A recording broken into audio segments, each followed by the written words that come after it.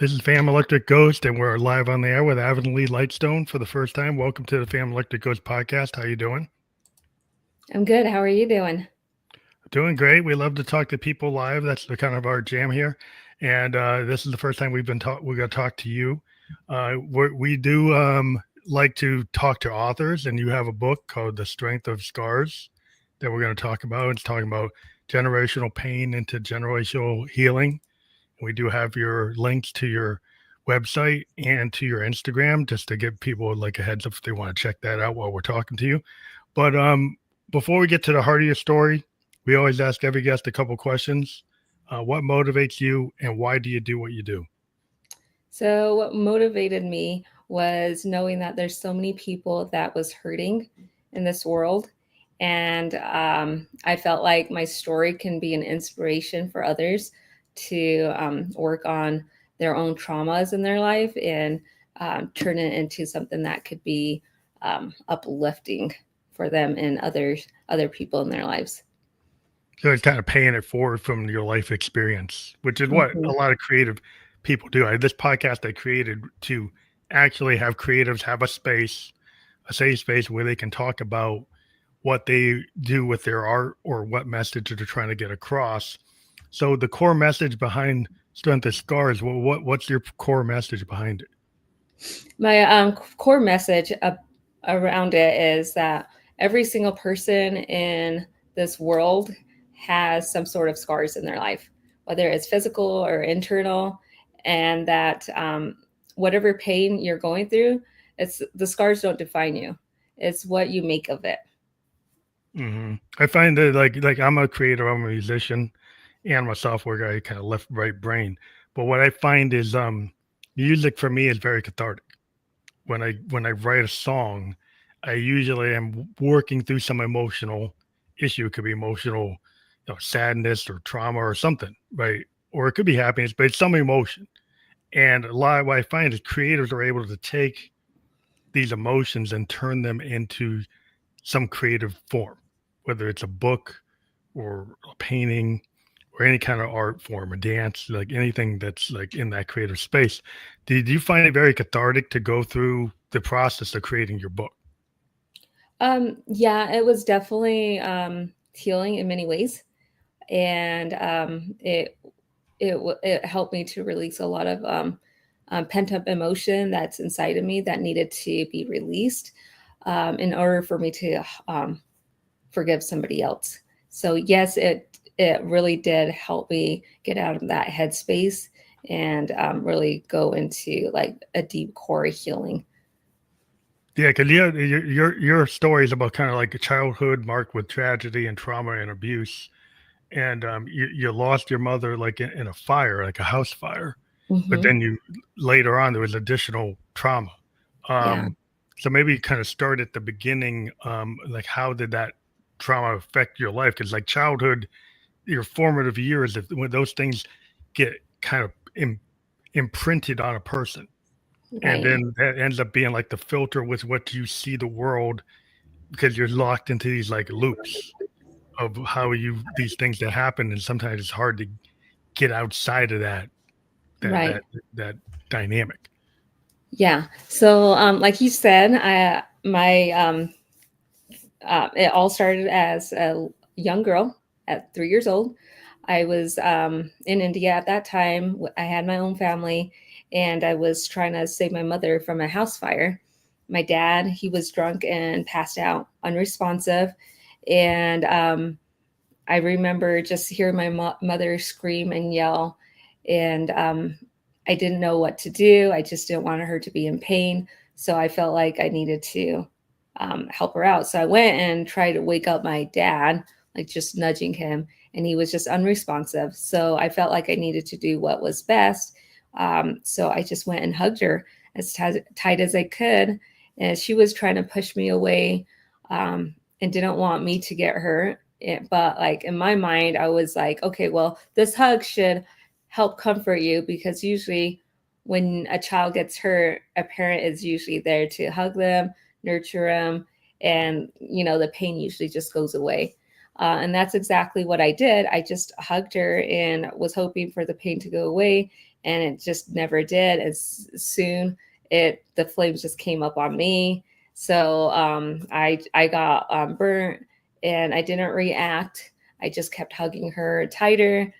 Figured like if she's gonna keep screaming, I'll keep screaming, and we screamed together, and that kind of woke up my dad. And next thing I knew, I was in the hospital. I was in the hospital, and at the time, where I grew up, we lived in like a poor area in a really, really big, well-known city, and we were like technology wasn't as advanced, so I didn't have any sort of numbing agent to Mhm. numb like any of the burns, but they had to take the debris of what the fire had like burnt my skin and my clothing. They had to like scrub that out. So I remember being placed in this gigantic bathtub.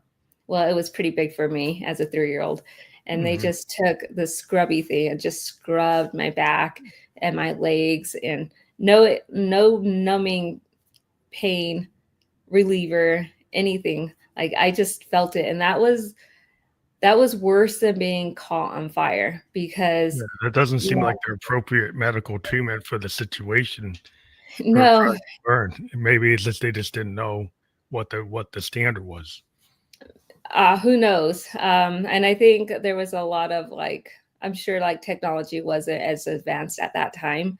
And again, like I said, we were in a poor area. But yeah, so they just had to scrub all that off of my back. And that was just more painful than the fire itself, because at a point when you're caught on fire, the pain, there's a pain that just kind of stops and just numbs when you're caught on fire. It just numbs, so it becomes bearable. But when you have like a little time to recover in that time when you're going to the hospital, your body is it kicks in and it wants to go into a healing mode, right? Mhm. And the oxygen is coming through into your skin, and then having them scrub that was so painful. I'd rather be burned than having to deal with being scrubbed alive.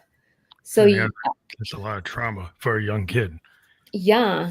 So then after they scrubbed me, they placed me on the cot. As you can see, my face and like the front part of my body isn't burnt, and so I had to lay flat on my stomach just to like let my back and my legs air dry. Mhm.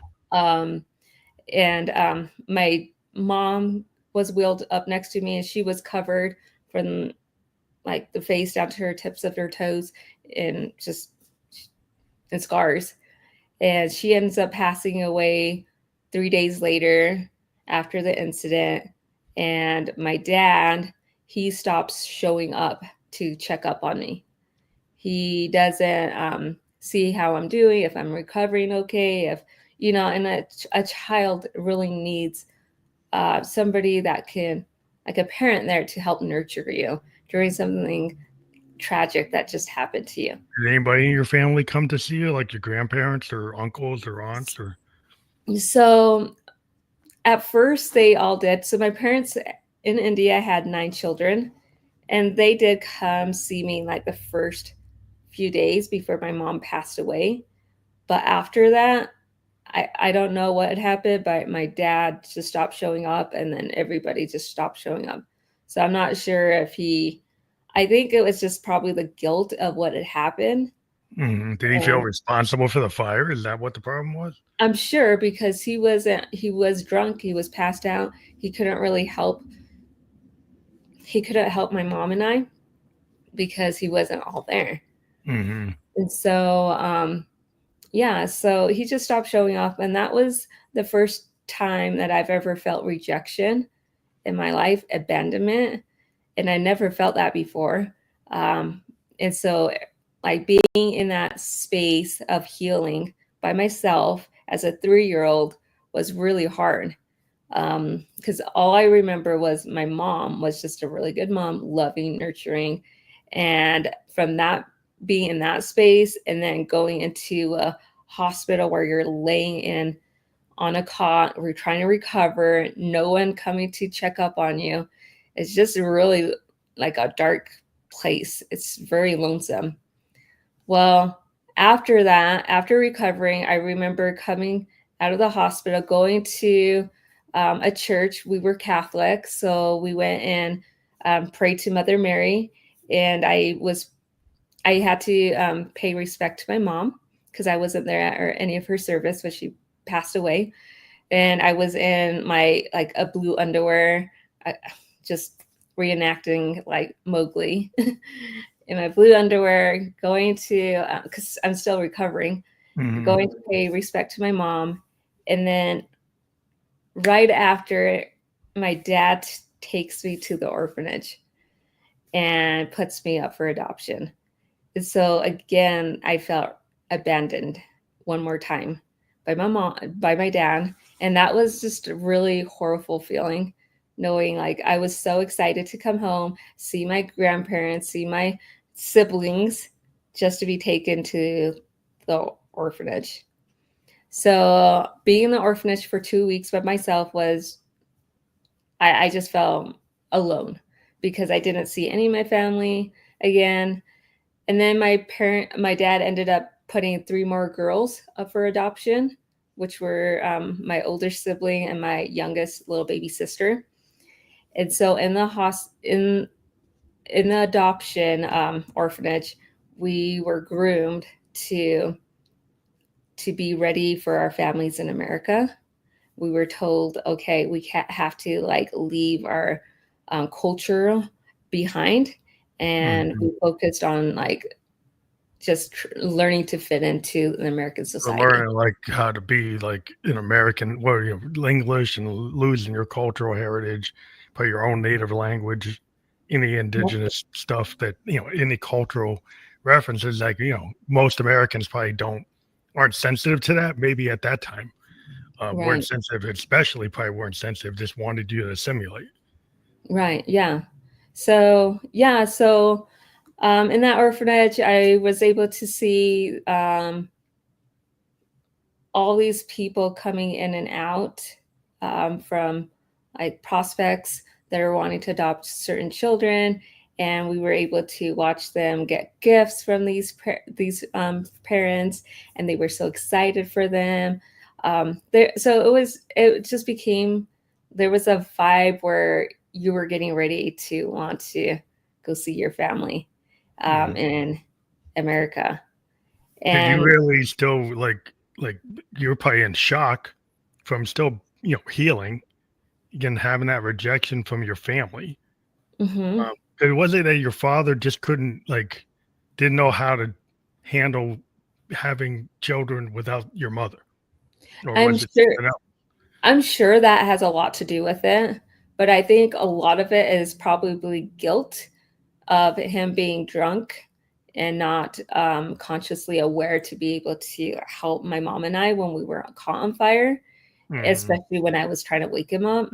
And so, like, him seeing me probably just brings back those reminders that he failed Oh, in so he many didn't ways. want any evidence of the failure to be there because if he actually kind of took responsibility and actually Hmm. that's a hard thing to do, and It not really is. everybody has the fortitude to do that. So I guess he just passed it Yeah. on. Yeah, and like I really do feel bad for him because there's not a lot of like books out there at the time that really focuses on like abuse or like if you're going through certain trauma, like how to. There's not like that one-on-one Did you even handbook. have any counseling? Like, Yeah. was it all just medical treatment without kind of having trauma, psychological, sociological treatment? When do you Mhm. remember going to any kind of counselors during that period, or they just skip Oh, that? absolutely not. No, I just went to the hospital, recovered, then thrown into the orphanage. So And I nobody think had that. any kind of insight to that. Say what? Nobody had insight to like the fact that you need to heal psychological and sociological trauma. Nobody thought that that was important.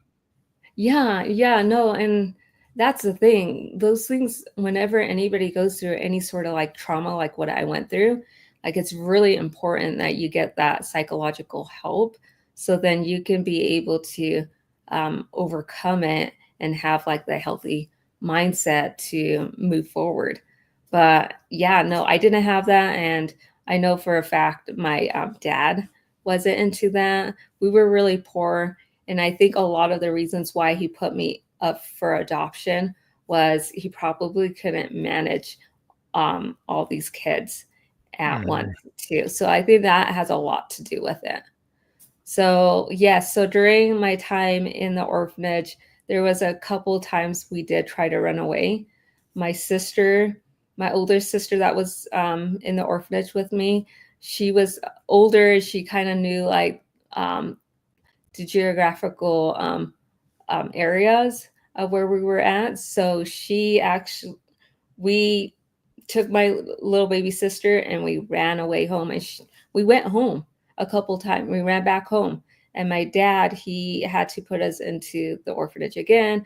And the third time, he took us to a completely different orphanage. And we tried one more time to run away. And we were just confused and we were lost. We didn't know where we were at, and we ran into a cop that ended up taking us back to the orphanage. But yeah, no, it was at that moment when we realized that we couldn't go back home was when we just gave up and You said we realize your were, father wasn't letting you come back home. He kept on yeah, sending you back. yeah, So exactly. that must have So been another rejection, just like the rejection you got from the, at the hospital when he didn't show up. hmm. So then we just pretty much surrendered and just obeyed the rules of the orphanage and got ready to um, be adopted to a family in America, which we ended up. I got adopted to a family here in Utah um, in a ranching community.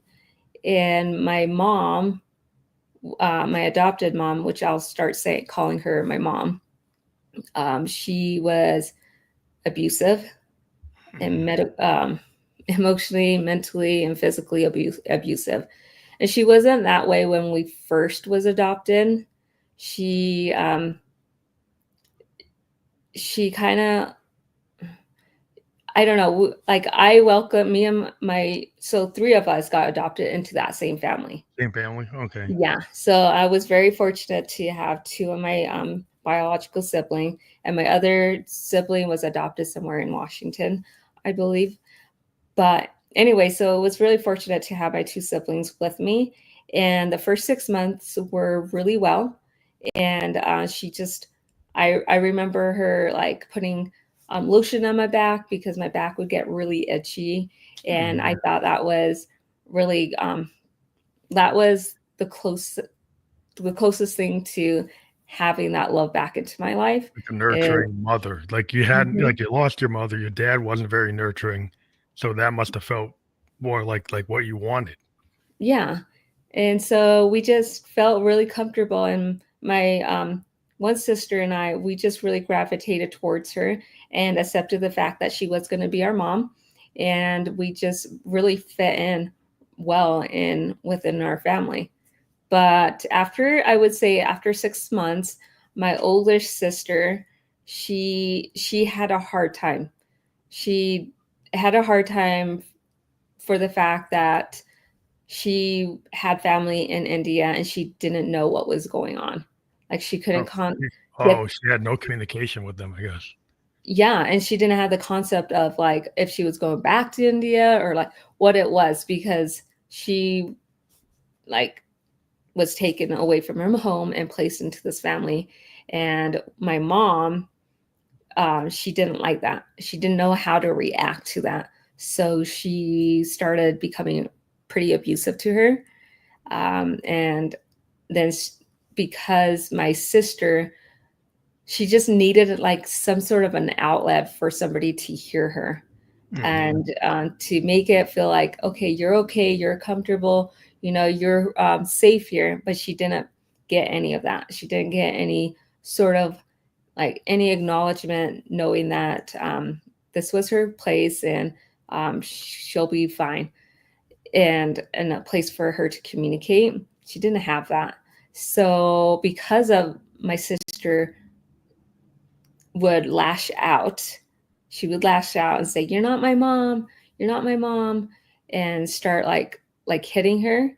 My mom started treating me really awful, and I would get punished for every time my sister would lash out.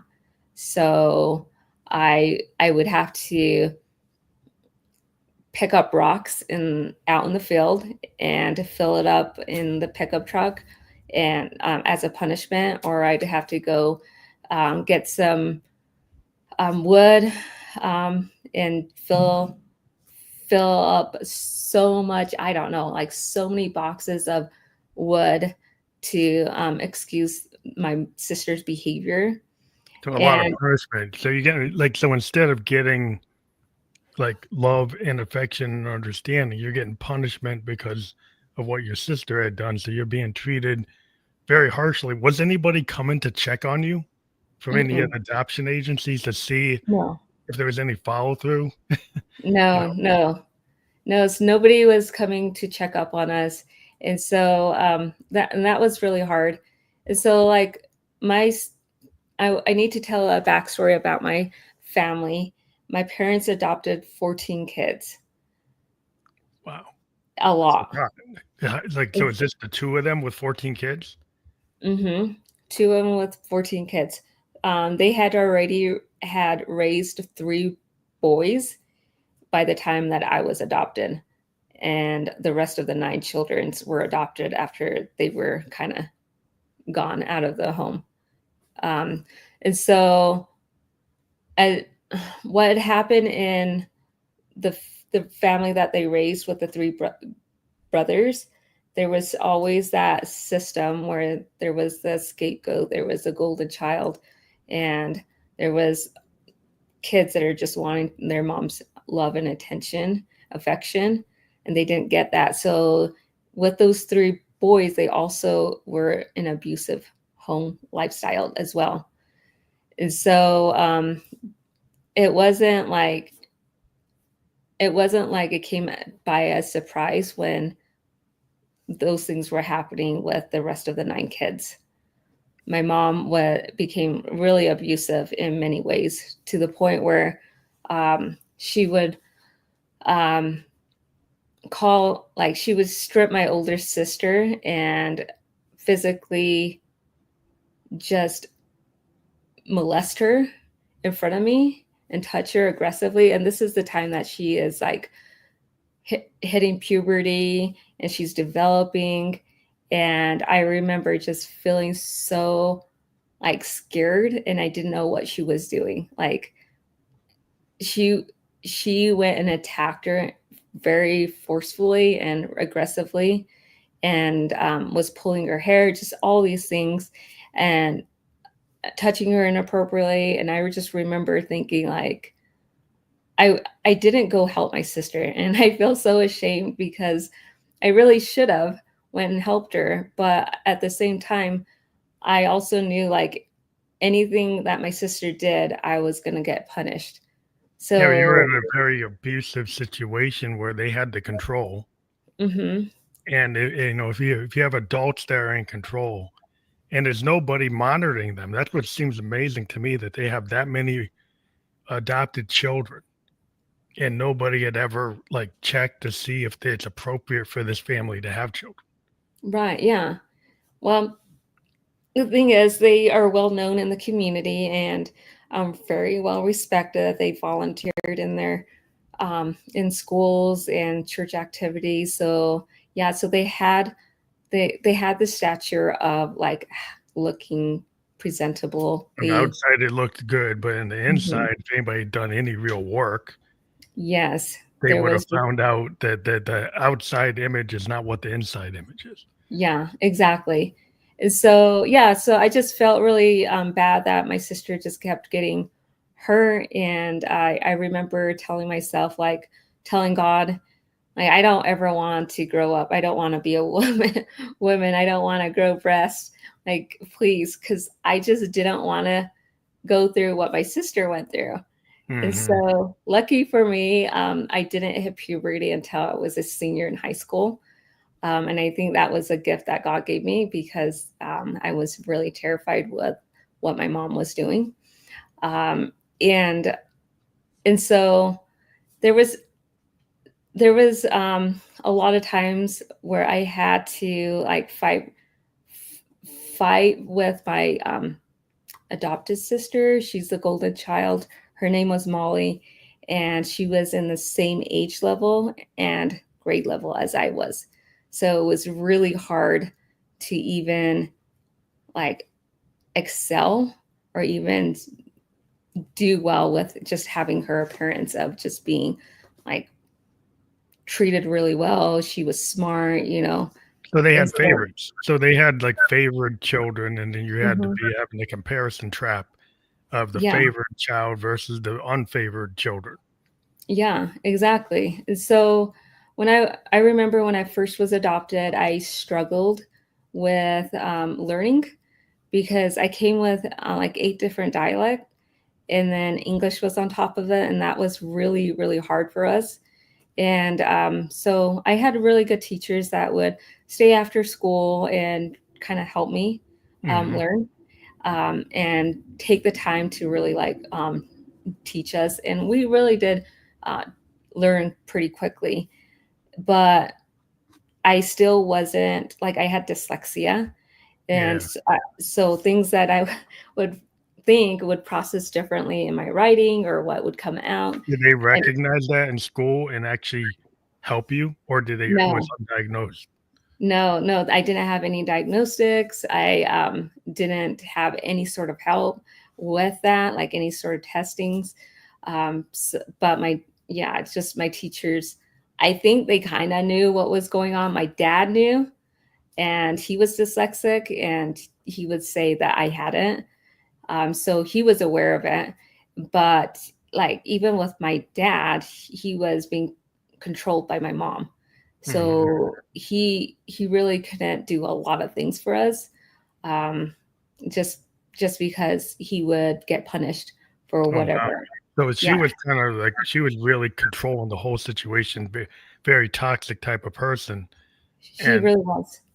yeah, it just seems like you were in a very toxic, maybe it was, I don't know, like, in terms of, like, the situation, you aren't catching a break at all. I mean, you came from India out of that fire with your father Mhm. abandoning you, sending you to an orphanage, which wasn't ideal, and then you have parents that weren't well screened by the American system at Right. all either, and then a school that didn't fully identify your dyslexia.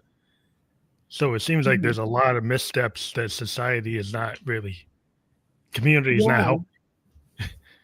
Yeah, so yeah, so like during school, my teachers would tell my mom during our report and say, "Yeah, you know, Avonley is failing.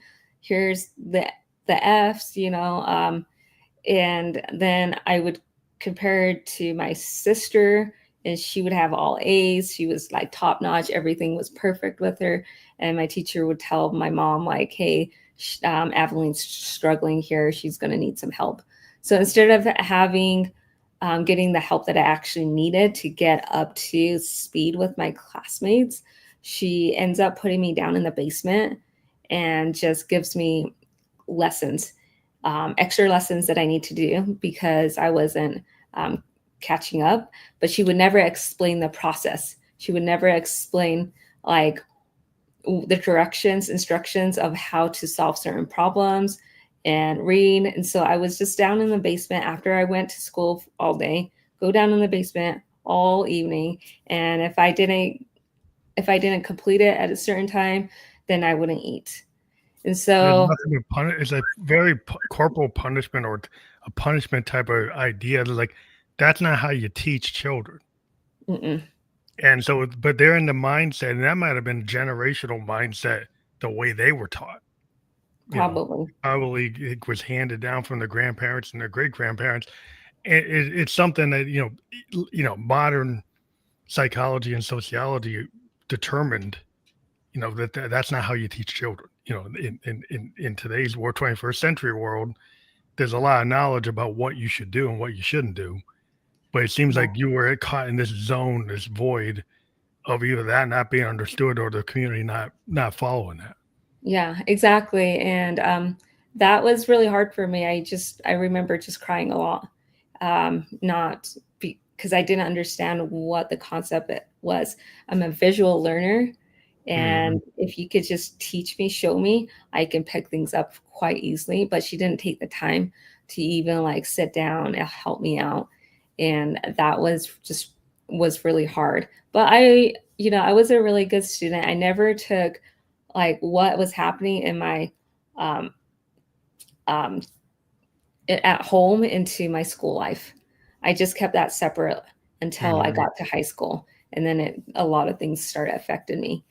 But during that time, my mom ended up adopting two more kids.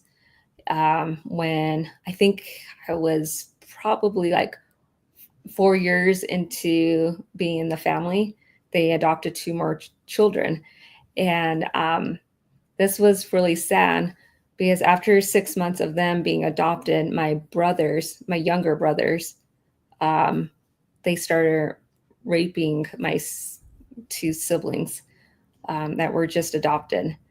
And I remember they would take them into the woods, and I just knew that something was wrong. So I went and told my mom. uh, I remember like pacing back and forth. She was in her bedroom, and I was pacing back and forth, thinking, okay, she doesn't believe me on anything, but this is actually really serious, and it's not okay. Because I grew up on a ranch, I know how that stuff work. So when my brothers were doing stuff like that to my sisters, I knew that wasn't okay. Like Hmm. you don't do that. And so yeah, I finally went and knocked, had the courage and knocked on her door, and I told her like what was happening. I said, there's a big concern, you need to check up, you need to help my sisters.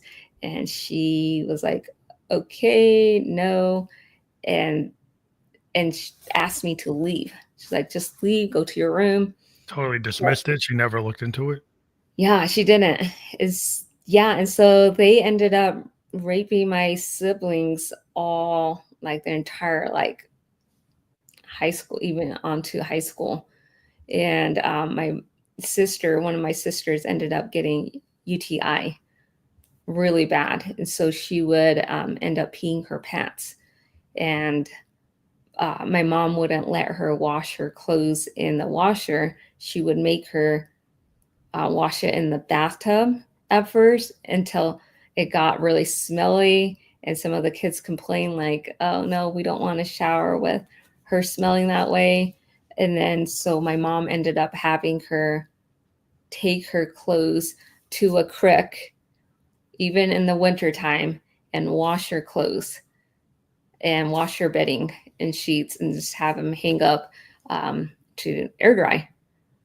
So that was just really hard to like watch and fathom, just the degree that my mom was allowing a lot of these abuse to accumulate in our family household, and how she was keeping some of these kids just in, like, even though like my the golden child was the favorite, she was actually being groomed to keep what was happening in our house hush hush.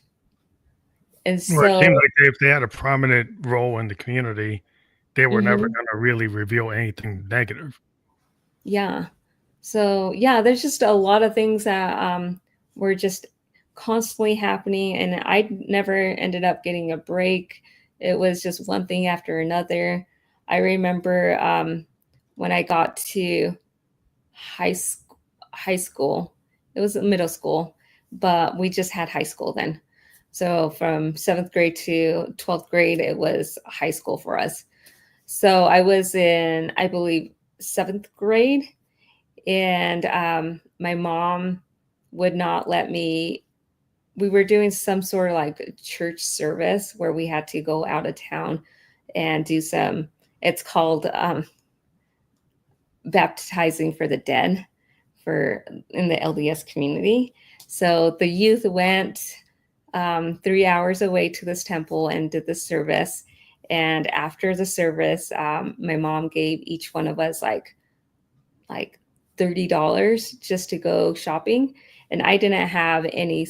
She didn't give me any money, and I just felt so embarrassed. Everybody was buying things, and I really wanted something, and I ended up stealing a shirt.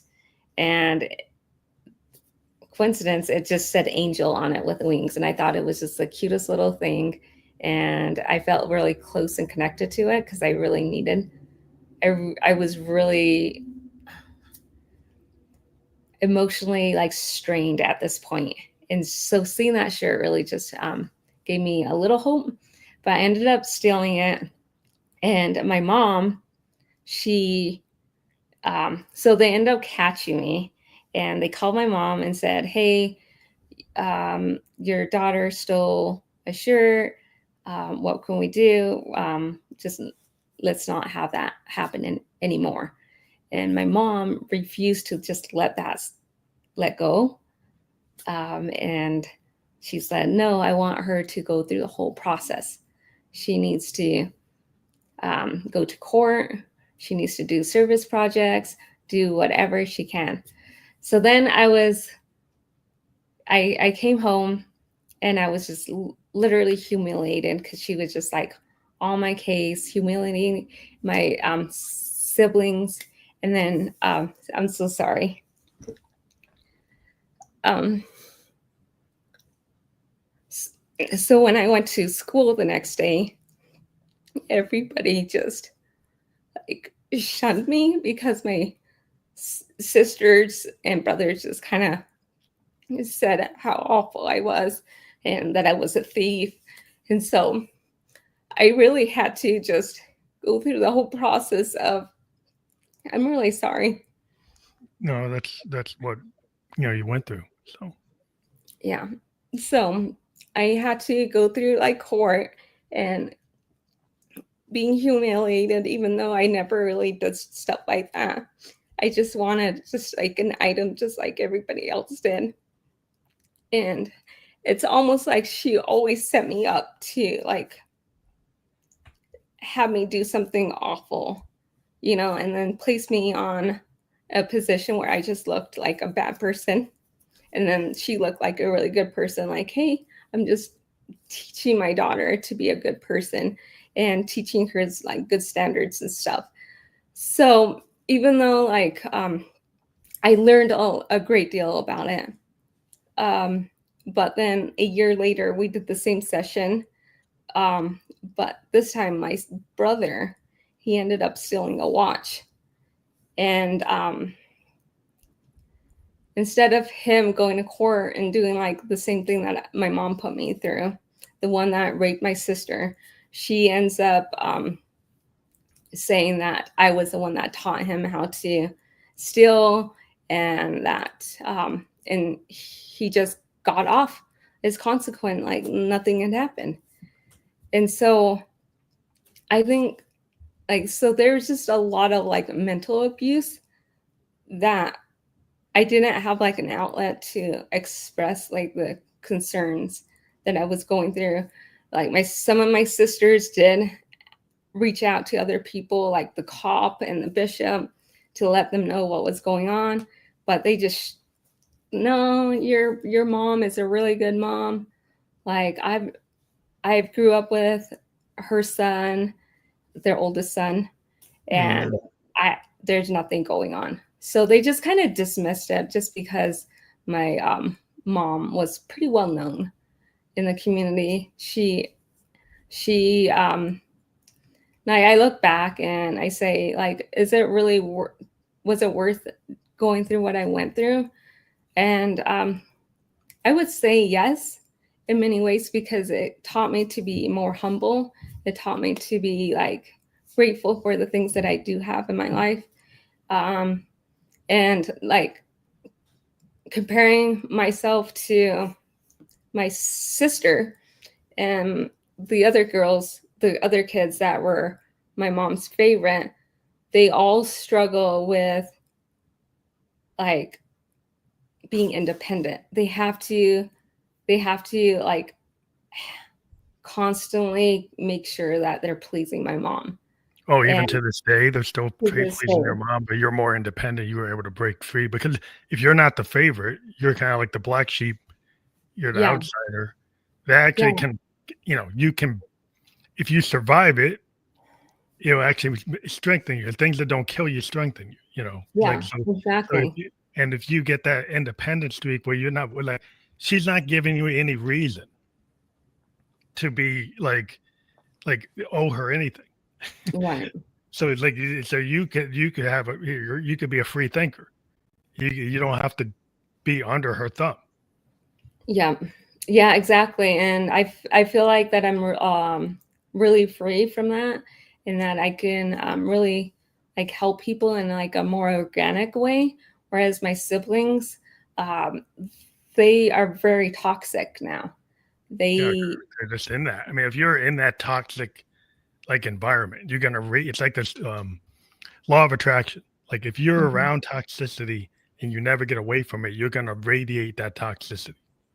If Yeah, if you if exactly. you if you can get away from it and you're not really aligned to it, then you're going to go to a different direction. You're going to end up being in a different place. You're going to attract different things. So you're going to be moving toward a more positive outcome. So that's Yeah, where you are now, right? yeah, yeah. So yeah, you're exactly right. And it's kind of like what you were saying earlier. When we don't fix the traumas in our life, we pass that on to our children, and it becomes like a generational trauma and like curses. And I just chose, like, I guess I didn't choose to like break it. It's just the way she treated me. It just got to that point where I was done, Yeah. and I recognized it. What she was doing was not okay. It was abuse, and that is as as much as everybody was. A lot of people were like covering her, making her, praising her for all the good deeds that she's doing for the community. I just knew that she was she was not that, Yeah. It was like and there's this surface picture. There's kind of take a picture of everybody.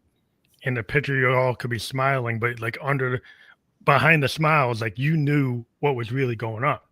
hmm And the thing is like people are so superficial sometimes yeah, that eventually there are laws about child abuse. There's understandings of like people who have learning disabilities, understanding of like norms hmm that like doesn't matter if this person has a reputation. You should actually go and still have a child person like services person assess the kids psychologically. So absolutely, it's like you don't actually because if you ask them if it's everything's okay, they're probably going to be under a fear, and they're not going to say they're okay. But if you have a child psychologist, they would actually be able to pick up even if the kid says they're okay, that they're not okay, right. and they just weren't doing that work from what I can hear. Like that wasn't being done because there was no intervention. Yeah, there absolutely wasn't. And my parents did foster a couple people as well. Not around the time I was adopted, but with my older brothers, they fostered a couple people. And even from what my dad was explaining, um, it was not like a really good situation.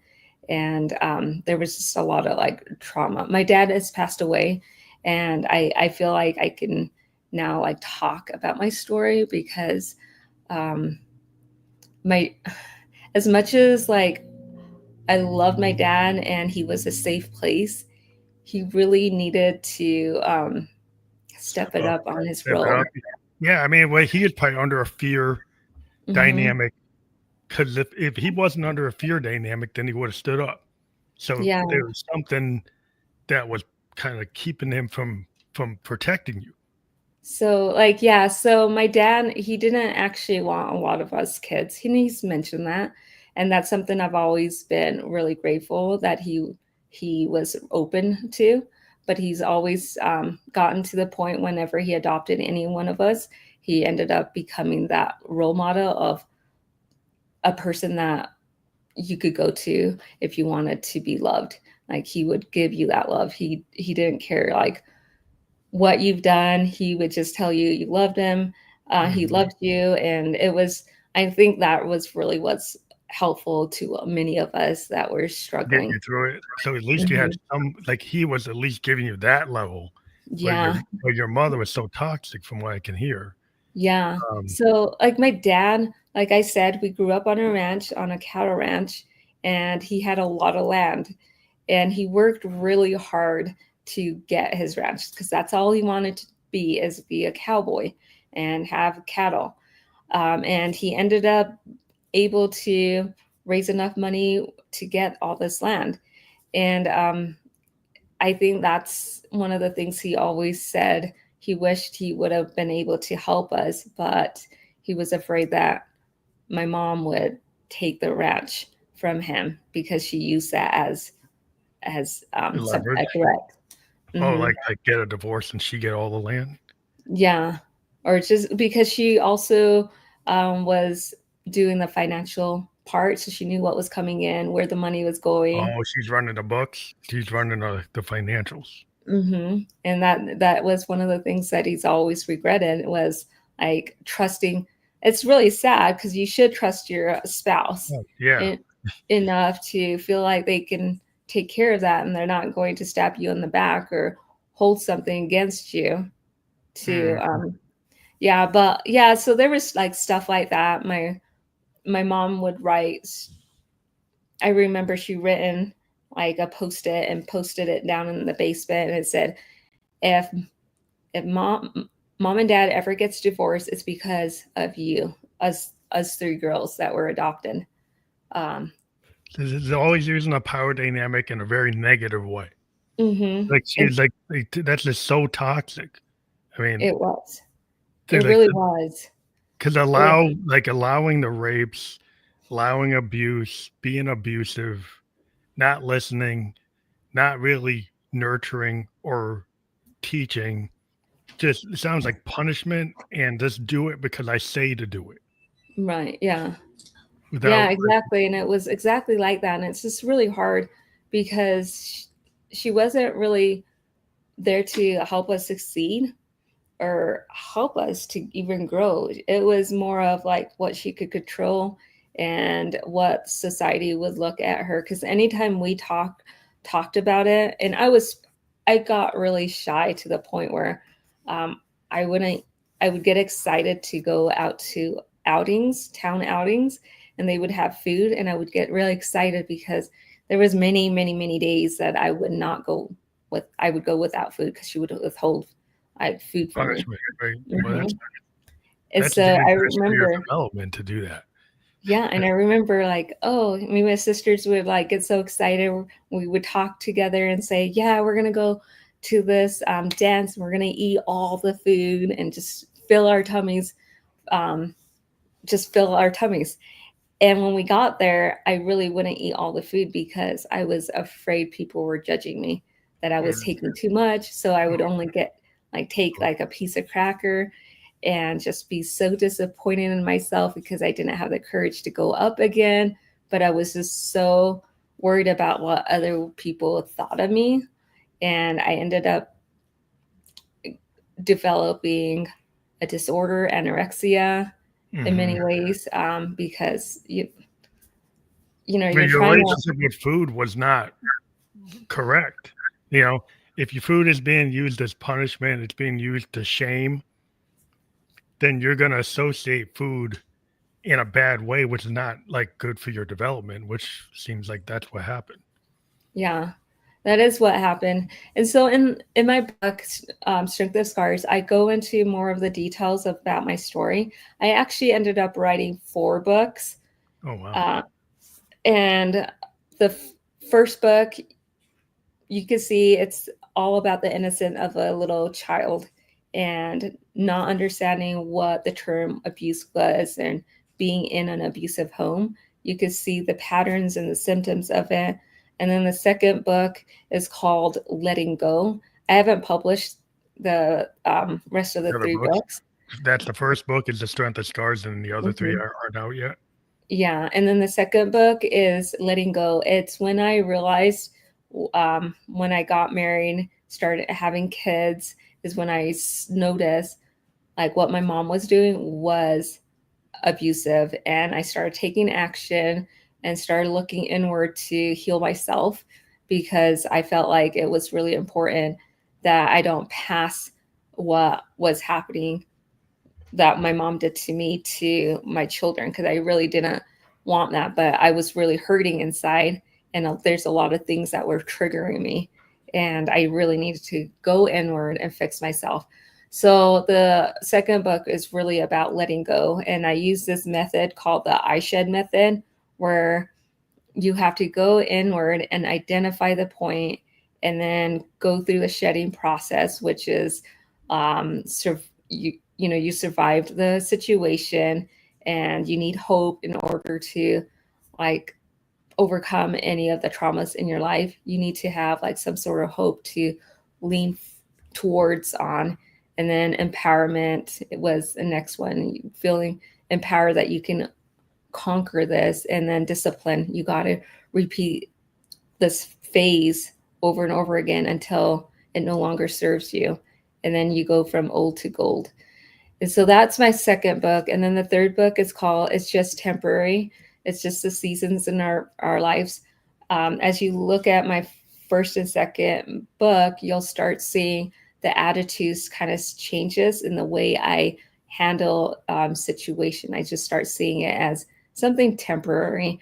Like I'm not going to hold it against me. I'm going to do the very best that I can to overcome any challenges in the best possible way. And like the book says, it's just temporary. It's just seasons in our life. Things come and go. And then the fourth book is the book that really focuses on the different levels of abuse, and um, how a lot of times we become in denial of any abusive situation. And that's what holds a lot of us back, because we don't want to feel like, hey, we're gone through this trauma, we've gone through this abuse, and we just don't want to feel like that's our identity. And so we don't acknowledge it. But so in this fourth book, it's called Going from Old to Gold, and it's where I explain how God refines you. When you're put in the hottest point of the fire, He's burning the impurities out of you. And so that's kind of like the abuse, when you're going inward, identifying the core part of you that's hurting, and you're trying to fix those things. You're cleaning up the impurities, and you're polishing that up so then you can become a nice, beautiful gem. And that's my fourth book. So I'll be publishing those out once I feel like it's the right timing. So, in this process of writing the book, did you go through counseling, or is the book writing process your healing process, or did you work with any I counselor didn't. to kind of go through this process? Yeah, I didn't go through any counseling at all. I have always been afraid of counseling, just because I think when I was a child, when I saw that my sister was trying to seek for help a few times, and I've asked for help a couple times, and I was really nervous, and just just being really shy, that took a lot of bolts for me to even ask for help. And seeing that I didn't get the help that I needed, I just, I don't know. This is something I would never suggest my readers, or like the followers that are listening to your platform to do, because it's really important you get professional help, because that will help like speed up the process faster. Yeah, this is just what happened with me. I didn't get the professional help that I needed. But I read a lot of like inspirational, uplifting self help books to start. Um, I guess, rewiring my brain Hmm. and start taking action. I ended up doing a lot of journaling. So as I was going through these process of like forgiveness and healing, I was actually writing a lot of my stories down. Yeah, you're Um, doing like the inner work, like the looking glass self is this idea the Victorians had. And mhm, like in order to really get to the root cause of any problem, you got to do some self analysis. You got to go inward, yeah, and then the journaling, and then the writing, like being a creative, the creative process is very cathartic. So if you once you go just decided to like diary it and journal it, and then turn it into a book and mhm, actually do that, reading and analysis and like analyzing what had gone on in yeah, your life and then making assessments. That is a process that actually can go toward like your therapeutic like healing. Like so I think in doing what you're doing it at your own pace of how you want to do it. So yeah. Yeah, exactly. And it is very therapeutic and it is very healing. So I would always suggest if you don't have the means to get a counselor, like really look up people that are have a field in helping people because they have a lot of platforms and like plethora of information that could help with self development, self healing, and those are really really good to acknowledge in your healing journey. Um, and then yeah, so yeah, I did end up writing all those books, and I actually wasn't going to publish my book at all. It was a few years later when I had the strong feeling where God was like, write your book, you know, because I went through that forgiveness process and I forgave my mom, but I was done with it. But he wasn't. He was going to use my story to help other people. So that's what I'm doing. It's very vulnerable, as you can see. I'm still healing. I'm still yeah. like hurting. Um, but one of the things I do want to tell your learners is one of the miraculous things I've learned from healing, and I'll show it as an example. My back, when I was burnt during the time that I was living with my parents in Utah, my back was really like a hard shell, like a rhino. Rhino. It didn't have any feeling, no, it wasn't sensitive to any like touch or feelings. I could poke a needle into my back and not have any sort of Your feeling. nerves got damaged. Yeah. Yeah, it wasn't until I started when I once I got married and I met my husband and I truly understood what love was and I started doing self work on myself. I held a lot of baggage on my back. Hmm. And so I was not giving my body a chance to heal properly because I didn't have the proper tools. I didn't have the proper love. But when I got that, my body just accelerated and it started healing. And so I can take a tiny pin now and you can tap me in the back and You I can feel can, it. the nerves or endings have come back. So what I'm trying to say is just even though you guys might not have physical damage does not mean that your body is actually healing. Hmm. You don't know how your body is going to be reacting and how it's going to heal. And so just be patient with yourself and always like take care of yourself and nurture yourself. I think your story is really incredible, and it kind of goes toward the vulnerability of creativity. Like so, like if you are authentic and you actually tell your story and be willing to be vulnerable, then it's it's authentic to the Mhm. audience. It resonates. People will pick up the vibe. It's like a law of attraction. People will go toward something that they can understand and they can feel is real.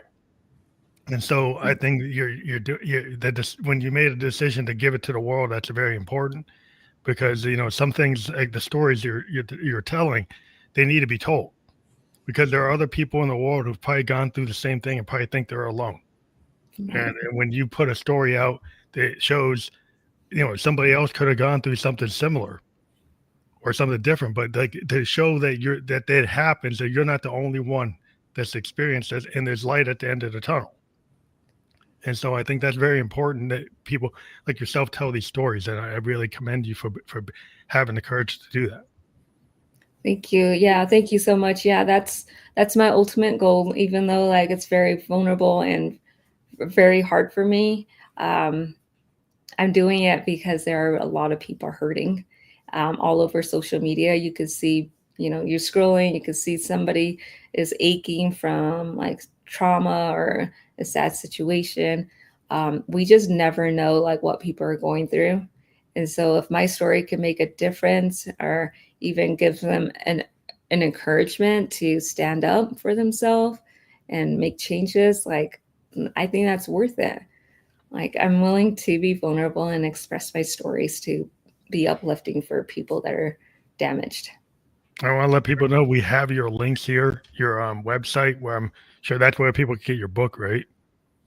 Yes. Well, yeah, they could get it there, or they can also get it just like on Amazon, Barnes and Noble, Walmart, just a lot of the online retailer. Well, I want to let people know these hyperlinks for your Instagram and your website are clickable in the podcast description. We've been live on LinkedIn, YouTube, and Kick. We will be on all the major platforms like Apple Podcast, Spotify, Video Podcast, iHeartRadio, Amazon Podcast. By tomorrow, we'll send you a landing page link so people can use that for your audience. We'll send that to you. And I want to thank you for being a guest on the Family Electric Go Show and telling your story today. And thank you and have a great night. Thank you so much. I appreciate it.